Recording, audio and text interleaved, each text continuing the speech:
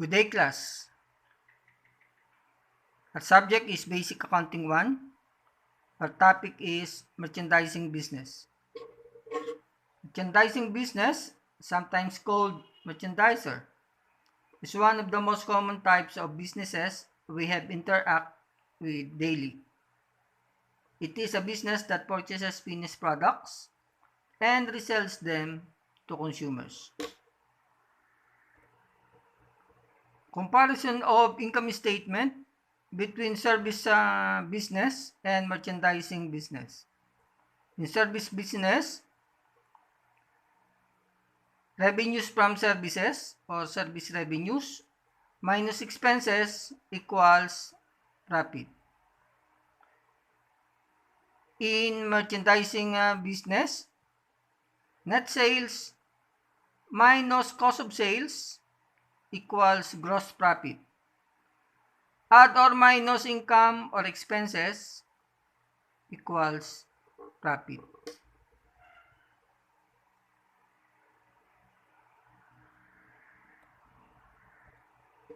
Example, Pantay Traders, the name of the business. Income statement for the year ended December 31, 2019. Net sales is 5,800,000. Less cost of sales of 4,200,000 equals gross profit of 1,600,000. Less operating expenses of 800,000 equals operating profit 800,000. Less finance cost or interest expense 40,000 equals 760,000 profit.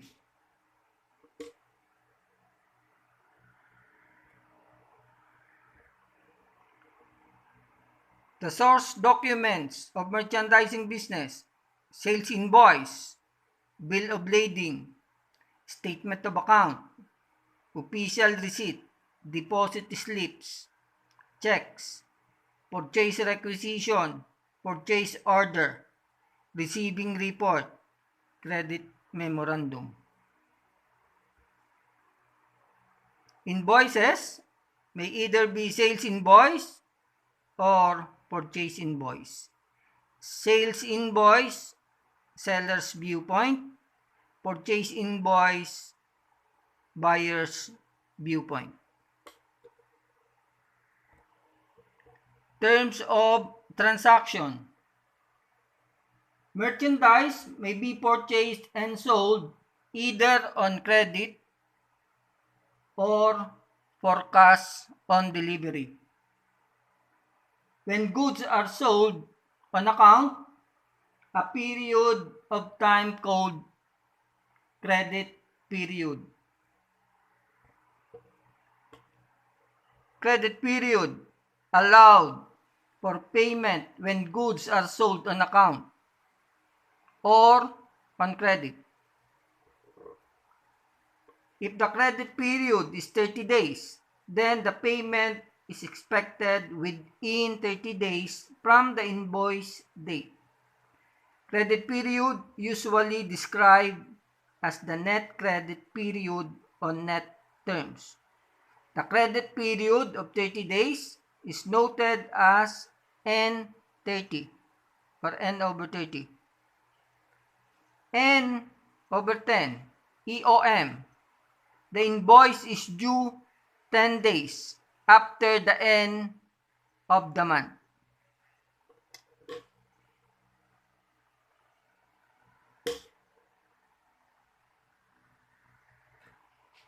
Some businesses give discounts for early payment called cash discount. Cash discount, deduction allowed by some sellers of goods in order to motivate customers to pay within a specified time. Is also referred to as an early payment discount. Merchandise sold on account. If a trade discount is also offered, cash discount is computed on the net amount after the trade discount.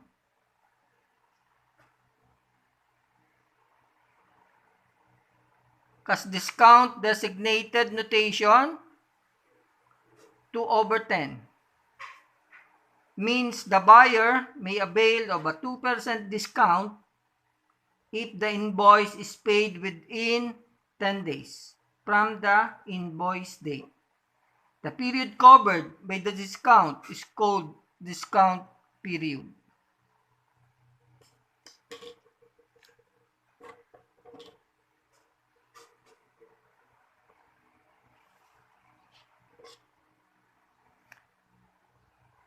Cash discount are called purchase discount from the buyer's viewpoint and sales discount from the seller's viewpoints.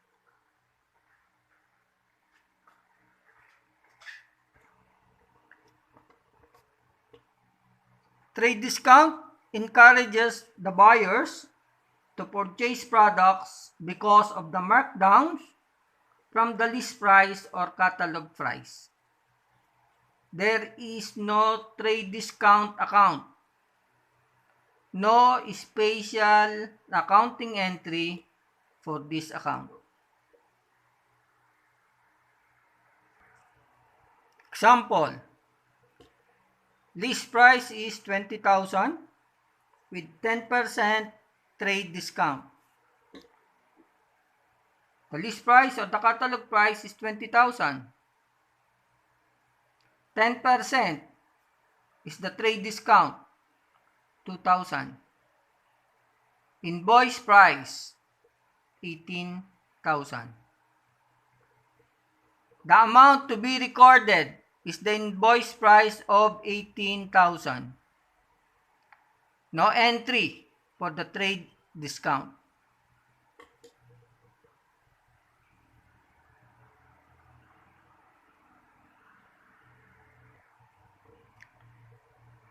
Trade and cash discount calculation problem. On May 15, 2019, the ABC Bookstore purchased books for sale on account with a list price of 120,000. The supplier allowed a 20% trade discount as well as credit terms of 210 and 30. ABC Bookstore paid the invoice in full on May 20, 2019. Required, prepare the journal entries for the ABC Bookstore.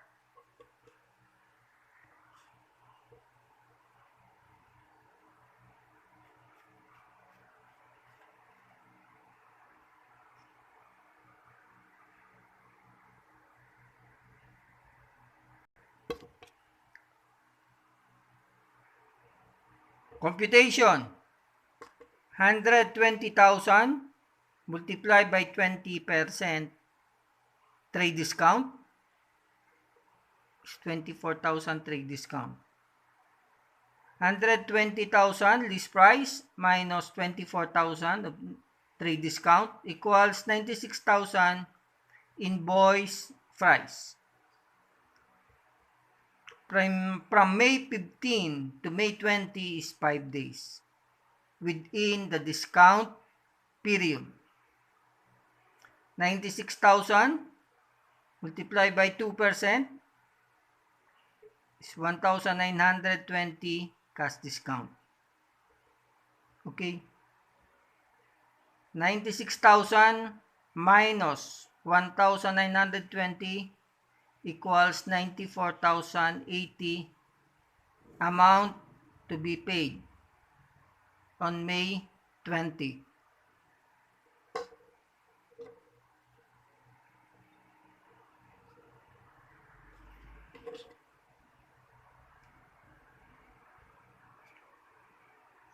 The journal entries. May 15. Purchases debit 96,000. 96,000. Credit Accounts payable, 96,000. Explanation. To record purchase on account, 20% trade discount, terms 2, 10, and 30.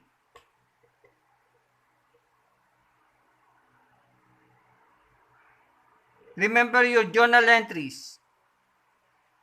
Debit, extreme left. Credit, slightly indented.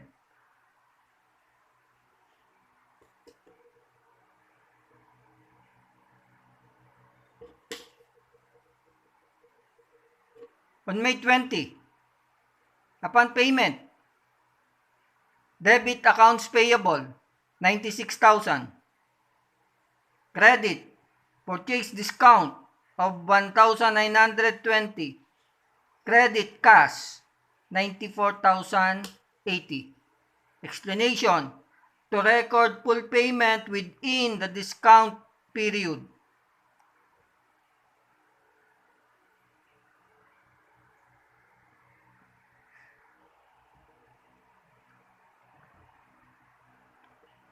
Transportation costs. Shipping expenses. Either trucking, airplane.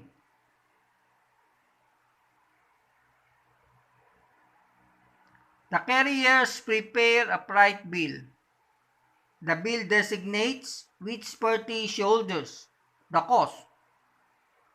Kaninong gastos, kaninong expenses.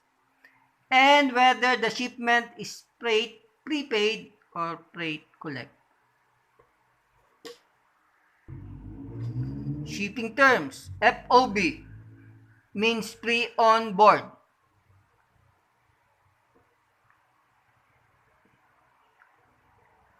FOB shipping point. The buyer shoulders the shipping cost. Buyer expenses. Ownership over the goods passes from seller to the buyer when the inventory leaves the seller's place of business. The buyer already owns the goods while in transit, habang nasa biyahe pa, and therefore shoulders the transportation cost. FOB destination.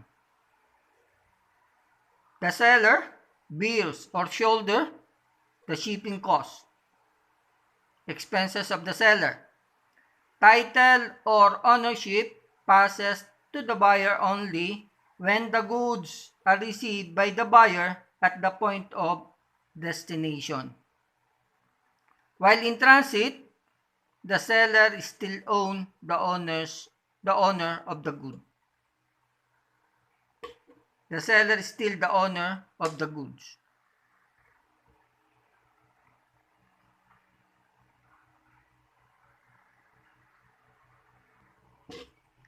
Freight prepaid. The seller pays the transportation cost before shipping the goods sold. Babayadan muna ng seller pag freight prepaid. Freight collect. The carriers collects the transportation cost from the buyer.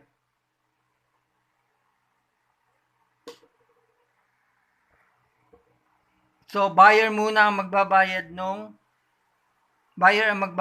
noong transportation cost kapag freight collect. Okay, the freight terms. Who shoulders the transportation cost? Whose expenses? Who pays? The shipper. Sino ang magbabayad? FOB destination, freight prepaid. Seller shoulders the transportation cost. Seller pays the shipper. FOB shipping point, freight collect. Buyer shoulders the transportation cost. Buyer pays the shipper. FOB destination, freight collect. Seller shoulders the transportation cost. The buyer pays the shipper. FOB shipping point, paid prepaid. The buyer shoulders the transportation cost. The seller pays the shipper.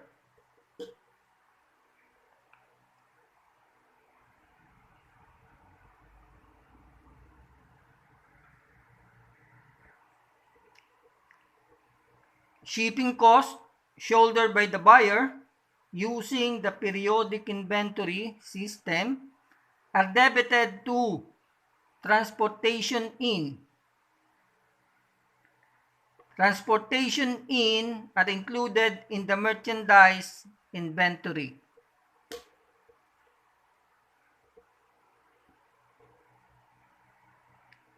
Shipping costs shouldered by the seller are debited to transportation out or delivery expense and are included in operating expense in the income statement. Included in operating expense in the income statement.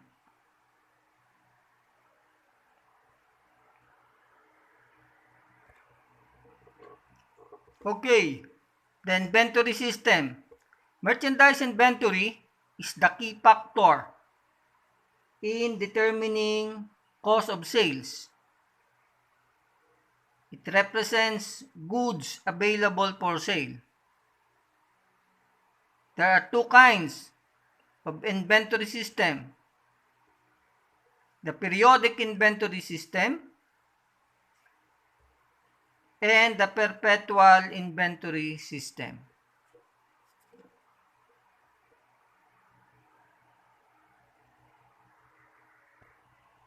For these subjects, we will be using periodic inventory.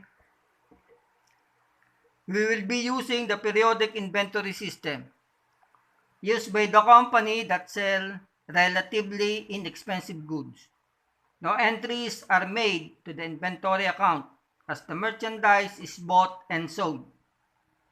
When the goods are purchased, a separate set of accounts are used. These are the account title. Purchases. Purchases discount. Purchases returns and allowances.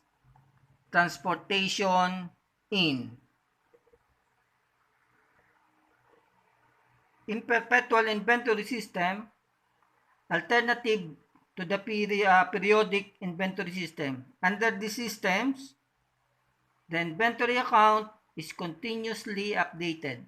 Under these systems, the ending inventory should reconcile with the actual physical count.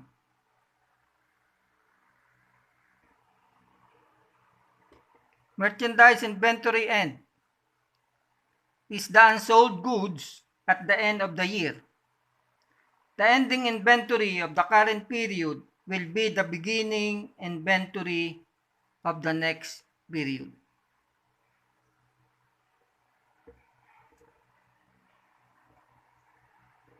Okay. Computation for purchases. Net cost of purchases. Gross purchases, example, is 1 million. Less purchases discounts of 10,000. Less purchases returns and allowances of 20,000. 30,000. 1 million minus 30,000 is 970,000. Net purchases. Add transportation in 5,000. Total or net purchases is 975. Total purchases 975.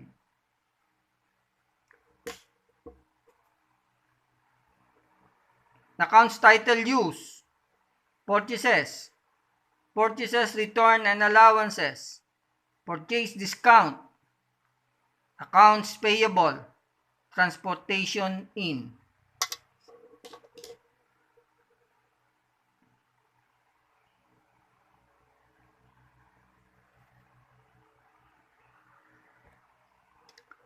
Sales, net sales. The first part, the merchandising income statement. Example, MA Aloria Traders, partial income statement for the year ended December 31, 2019. Net sales, computation of net sales. Gross sales, 2 million. Less sales returns and allowances, 20,000. Less sales discount of 30,000. 20,000 and 30,000 is 50,000 minus 2 million minus 50,000, 1,950,000 net sales.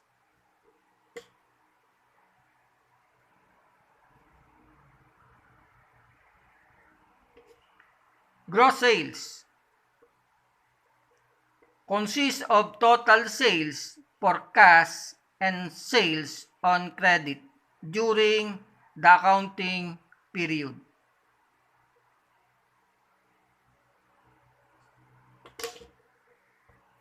Account titles use, cash, account receivable, sales, sales returns and allowances, sales discounts, transportation out.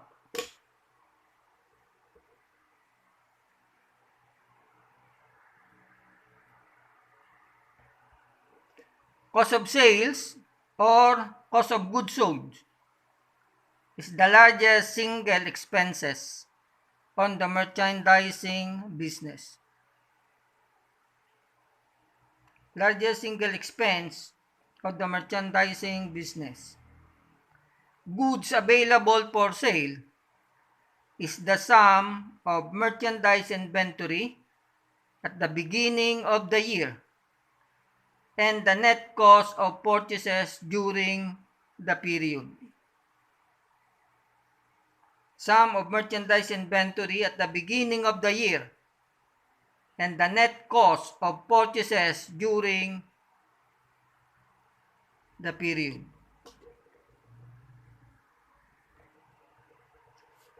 Example problem. Sales transaction of MA Aloria Traders whose credit terms are 210 and 30. June 1, cash sales 350,000. June 4, sales on account 500,000.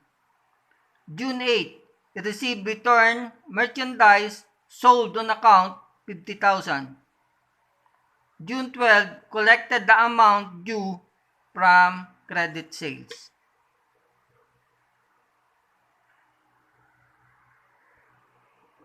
Our credit entries on June 1, debit cash 350,000 and credit sales 350,000. Explanation: to record sales of merchandise for cash.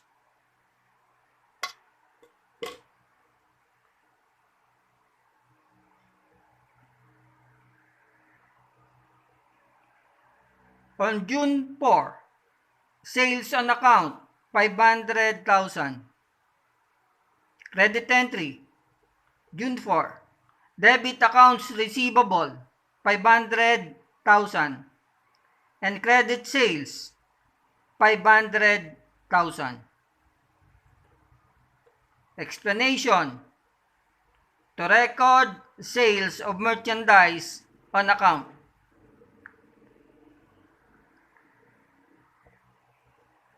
On June 8, receive return merchandise sold on account 50,000. So, nagbalik yung customer ng merchandise worth 50,000. Our entry, June 8, debit, sales return and allowances, 50,000. Credit, accounts receivable, 50,000.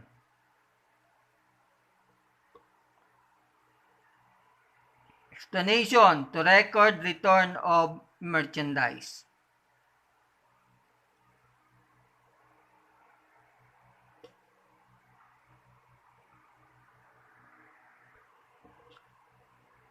On June 12, collected the amount due from the credit sales. Our entry, debit cash, 441,000. Debit sales discount, 9,000. And credit accounts receivable, 450,000. Explanation, to record collection on June 4, sales, discount of 2% taken. Payment made within the discount period.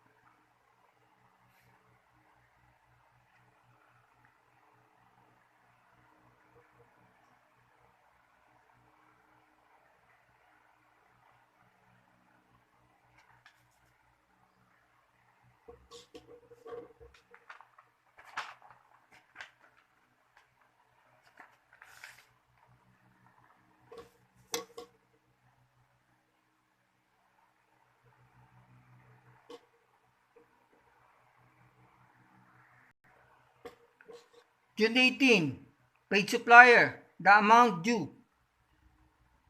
Our entry, debit, accounts payable, 81,000. Credit, purchases discount, 24,300. And credit cash, 785,700.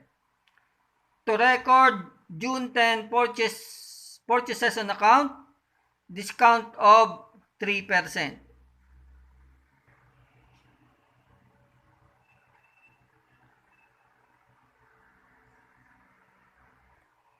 Computation for June 18 transaction. Purchases on June 10, 900,000. Returned merchandise June 15, 90,000. Net accounts payable, 810,000. Discount rate, 3%.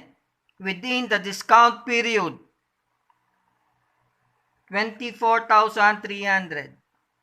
Accounts payable, 810,000. Minus, at the discount is 24,300. Cash payment is 785,700.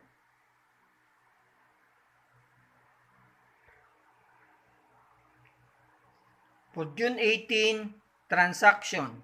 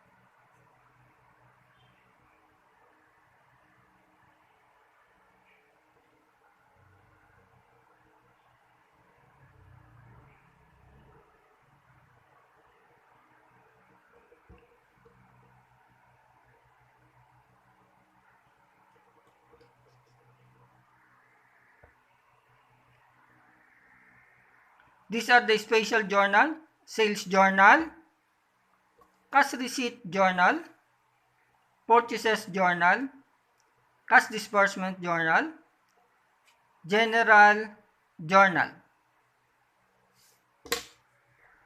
The sales journal. The journal is specifically designed to record sales of merchandise on account. Amount recorded in the sales journal are posted daily to the subsidiary ledger to keep a current record of the account receivable from each customer.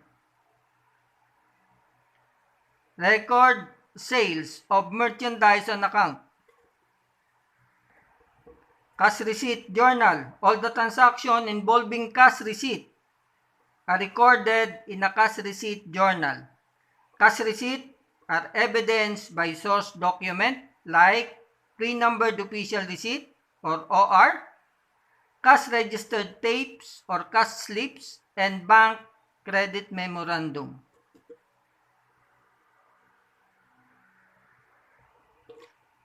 Purchases journal.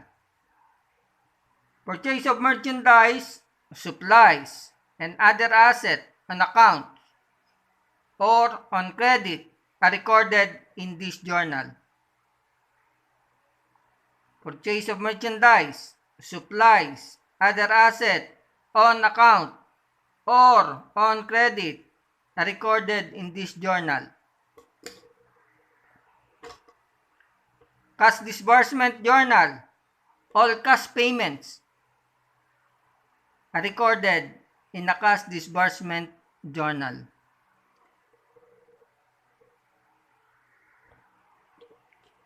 General journal.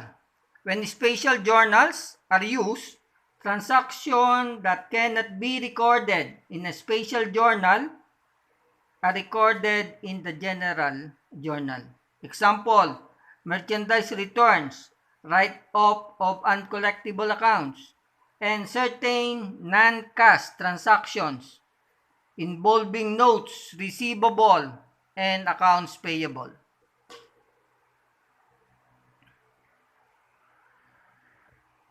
Thank you, class. I would like to acknowledge that my reference book is Basic Financial Accounting and Reporting by Win Balyada. Thank you.